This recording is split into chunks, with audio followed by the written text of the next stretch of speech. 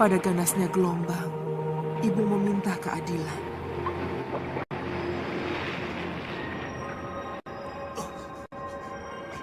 Hei!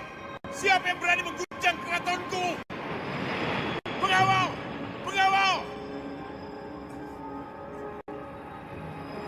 Siapa yang berani mengguncang keratonku? Maaf Gusti Prabu, seorang putri cantik bertapa dalam laut dan perbawanya menggetarkan seluruh laut kidul.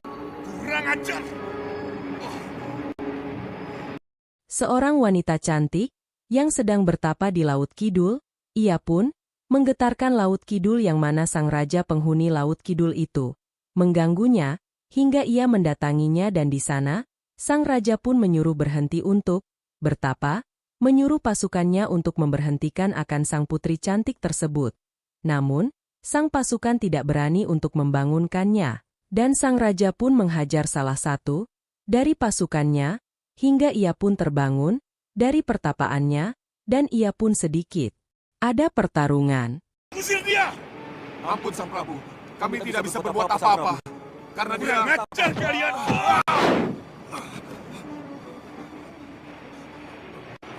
Maafkan kami, Putri. Maafkan kami.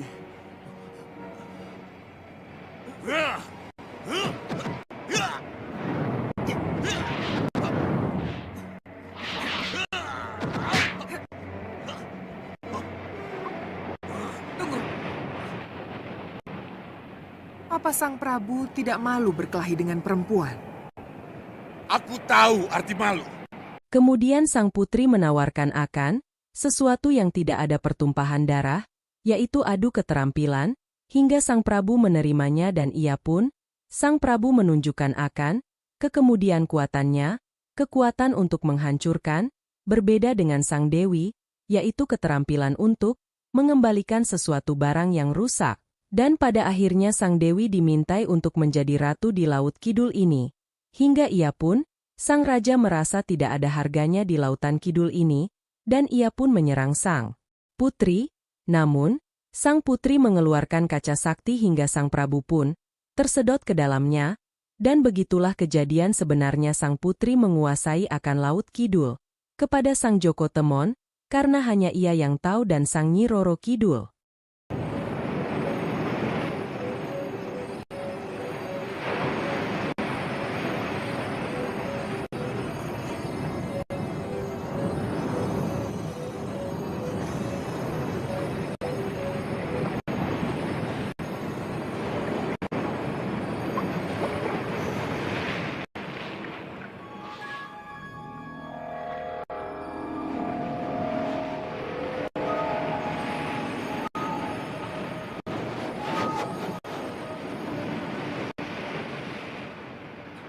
Jadilah ratu kami, Putri Ayu. Jadilah ratu kami! Jadilah ratu kami, Putri Ayu. Jadilah ratu kami, Putri Ayu. Jadilah ratu kami! Jadilah ratu kami! Jadilah ratu kami! Jadilah ratu kami, Putri Ayu. Jadilah ratu kami, Putri Ayu. Baik, kalau kalian berpihak kepadanya, kalian akan kuhancurkan sekalian.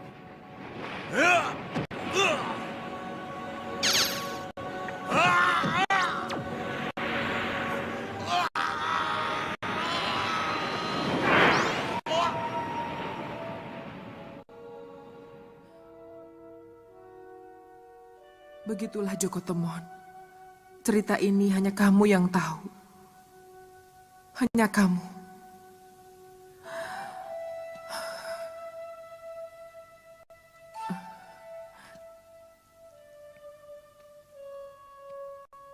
Nyi Ratu, ruang pendadahan sudah siap, Nyi Ratu.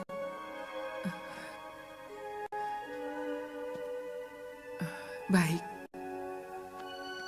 Kemudian sang Joko Temon diletakkan ke suatu tempat yang mana tempat itu adalah tempat yang apabila diletakkan seorang bayi maka ia pun akan menjadi besar. Benar saja Joko Temon menjadi seorang pemuda yang tampan, dan cepat ia akan membesar, seperti umur sekitar 10 tahun. Di tempat lain, sang juragan terus-menerus mencari sang Joko Temon namun, apalah daya, sang Joko Temon tidak dapat ditemukan oleh mereka. Hingga, sang anak merasa bersalah, karena ia menghilangkan akan Joko Temon.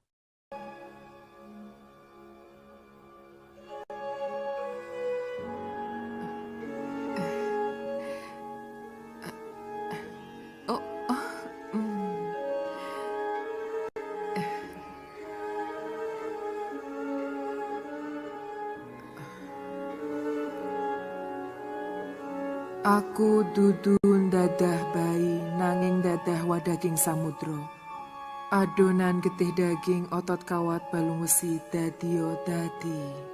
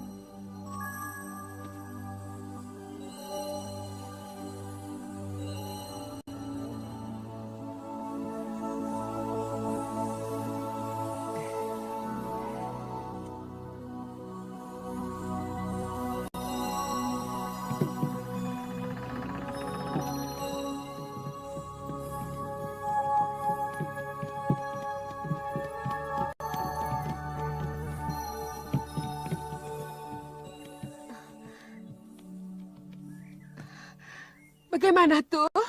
Tidak ada yang tahu. Tapi Juragan Sojo sedang mencarinya. Sudah ditelusuri sampai ke hulu, Tul. Sudah, Tapi tidak ditemukan. arusnya terlalu deras, Mbok. Duh Gusti. Tolong selamatkan momongan saya. Selamatkan Joko Temon. Yang salah Lodang, Bu. Kalau saja Lodang tidak mengira Wulung Ireng itu Jatayu, tidak teriak memanggil. Sudah. Maafkan Lodang ya, Bu. Lodang yang salah. Sudah. Lodang belum sempat ngajari Temon dalang, Bu. Belum sempat. Iya, sudah. Di tempat lainnya juga, ada seorang putri yang mana ia menangisi kepergian sang ibundanya. Kemudian, sang putri terus menangis, karena itulah ia berjanji akan menemukan siapa yang membunuh sang ibundanya, hingga ia pun didatangi oleh salah satu dari selir raja, yang mana ia mulai untuk menghasut sang putri itu.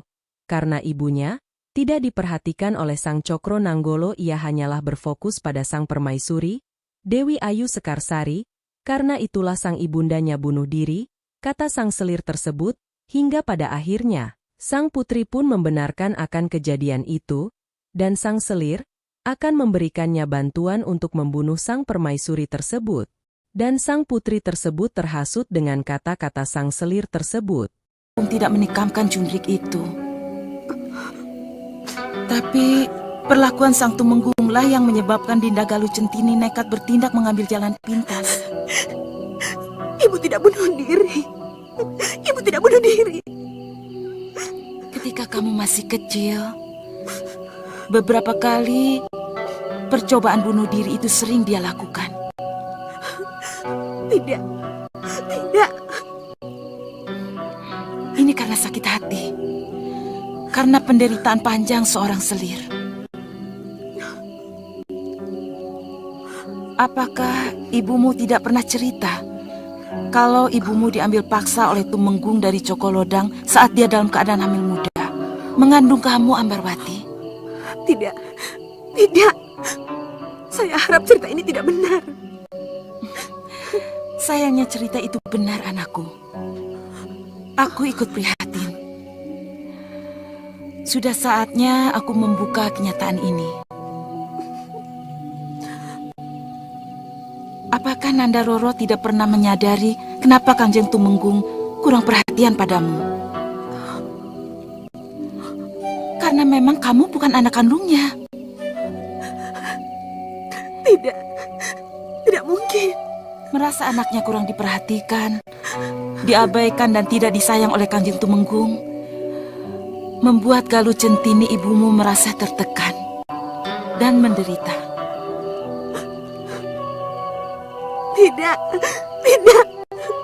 Dan keadaan Cokolodang yang menjadi kurang waras karena dianiaya, kehilangan istri dan calon anak, menyebabkan Galuh Centini makin tertekan.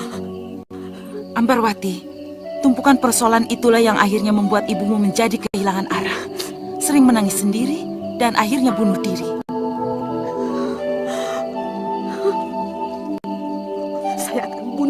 Tumenggung. Saya akan bunuh dia. Iya, tapi tidak sekarang. Kamu harus berhati-hati. Harus bersiasat. Tenang, Ambarwati. Tenang.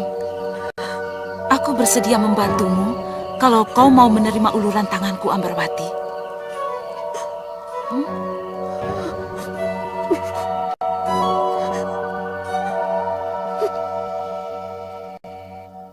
Sin pun berpindah ke tempat Sang Ratu Kidul, yang mana Sang Ratu Kidul membesarkan anak itu dengan singkat badan menjadi seorang pemuda yang tampan rupawan, hingga Sang Ratu Kidul memberikan nama untuknya. Karena sesuai dengan kodratnya yang menampung banyak kekuatan ia namai dengan Bayu Samudra, hingga sang pembantu dari juragan yang memelihara akan dirinya, pun bermimpi dan mengabarkan ia Joko Temon masih hidup, dan sang tuannya tersebut mengiyakan dan ia juga melihat di dalam mimpi itu, dan membenarkannya. Aku tutun dadah bayi, nanging dadah wadaging samudro. Adonan getih daging, otot kawat balung wesi. Dadio, dadi.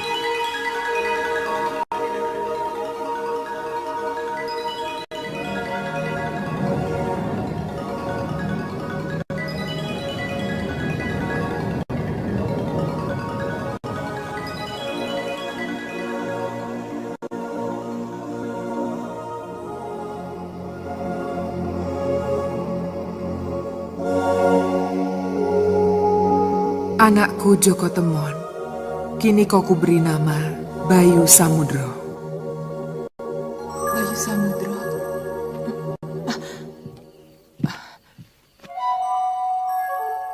Bayu Samudro?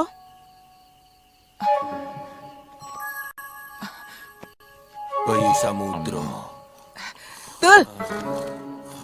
Tul, bangun Tul. Ada apa sih, Mbok? Joko Temon masih hidup. Masih hidup. Masih hidup. Di mana dia, Mbok? Sekarang sudah besar. Joko Temon sekarang sudah besar. Namanya diganti. Si Mbok ini ngimpi apa? Saya dengar sendiri. Suaranya sampai bergetar. Joko Temon sekarang namanya Bayu Samudro. Iya, Bayu Samudro. Ngigo kamu, Mbok. Ngigo. Pentul. Malah Iya, Tul. tidur. Apa yang dikatakan Mbok Supo betul. Lodang tadi juga bermimpi. Joko Temon berganti nama. Betul kan? Namanya Bayu Samudro. Ia telah menjadi seorang lelaki dewasa yang gagah. Betul. Aduh. Berani sumpah. Bayu Samudro. Sin pun berpindah ke tempat sang pendekar wanita, yang bernama Kembang Tanjung. Ia sedang beristirahat dengan api unggun, dan ada beberapa orang menyerang sang wanita pendekar tersebut, hingga ia dijerat, dan ia pun meremehkan akan sang penjahat serta dengan mudahnya ia menghajar akan sang penjahat tersebut, hingga ia pun mematikan bahkan api unggunnya dan meneruskan perjalanannya. Ketika itu sang pemuda datang ke tempat itu dan sang pemuda melihat api yang baru saja dipadamkan dan juga ia melanjutkan akan perjalanannya.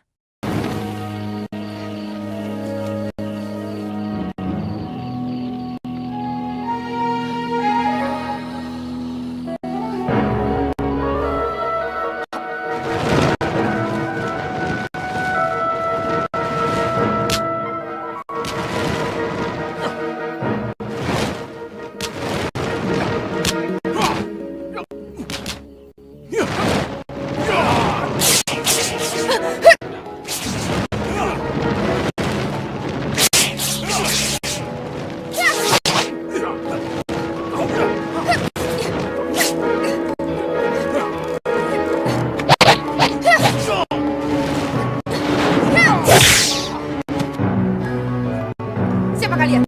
Menyerah dan ikut aku. Sudah lama sekali aku tidak melihat perempuan muda montok seperti kamu. Kurang ajar.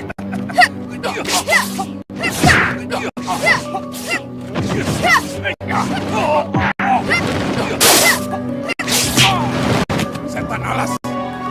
Kelihatannya aku sendiri yang harus turun tangan.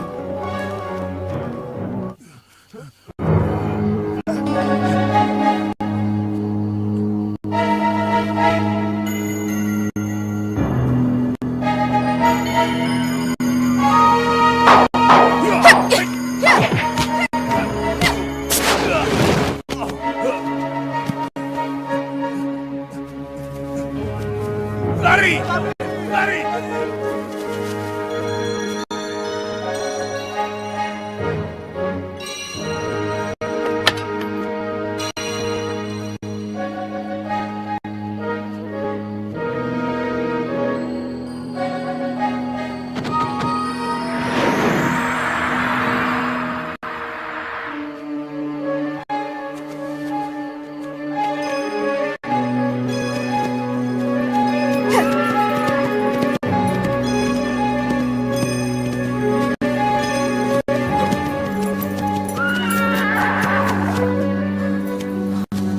Di mana sumber cahaya tadi?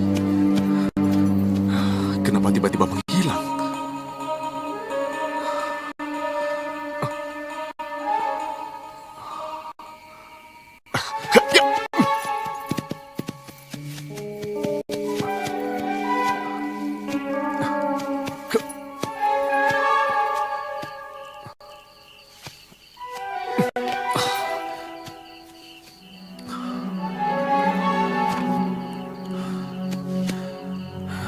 Masih hangat.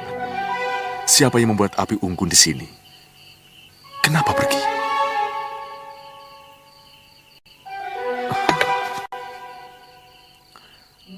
Kelihatannya telah terjadi perkelahian di sini. Tapi siapa dengan siapa?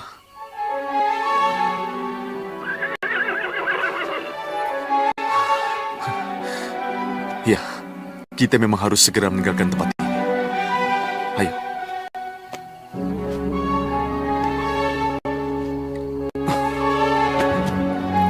Ya, kita ke sana.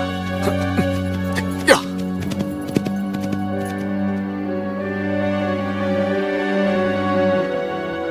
Dan Sin pun berpindah lagi ke tempat Tumenggung yang mana ia mendengar akan langkah kaki dari atap istananya. Hingga ia pun terbangun dari tempat tidurnya. Ternyata ada beberapa penjahat yang ada di sana dan bertarunglah ia dan pertarungan sengit pun terjadi. Hingga ia pun Sang Tumenggung dapat dikalahkan oleh Sang Tumenggung dengan keadaan payah. Dan di tempat Sang Permaisuri Dewi Ayu Sekarsari ada seorang yang bertopeng dan ia ingin membunuh Sang Permaisuri hingga Nyi Birah pun muncul dan melawan akan sang penjahat tersebut. Hingga ia pun sangat-sangatlah keadaan terpojok dan dapat dikalahkan oleh Nyi Birah. Dan Tumenggung pun langsung melihat keadaan istrinya tersebut. Hingga ia pun pergi dari sana. Ada apa, Turomo? Belum tahu pasti, Kanjeng. Tapi kelihatannya seperti manusia kelelawar.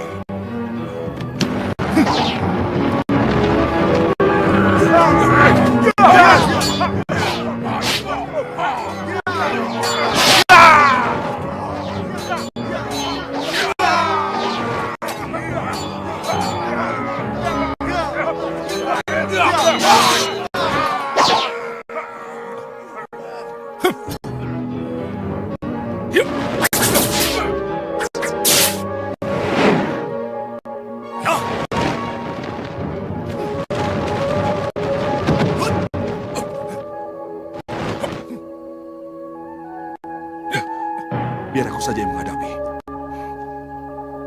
Kampret. Kamu pendekar kampret Gunung Lawu.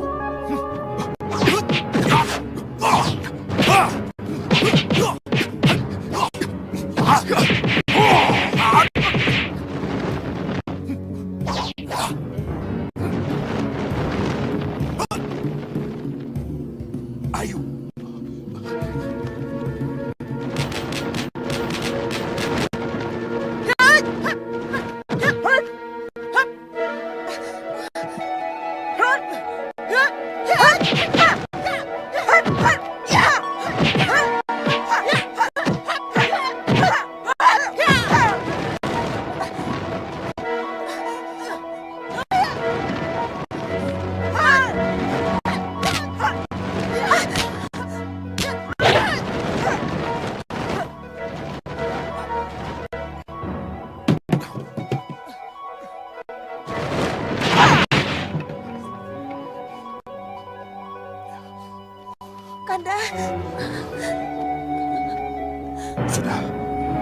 bahaya sudah terlewati.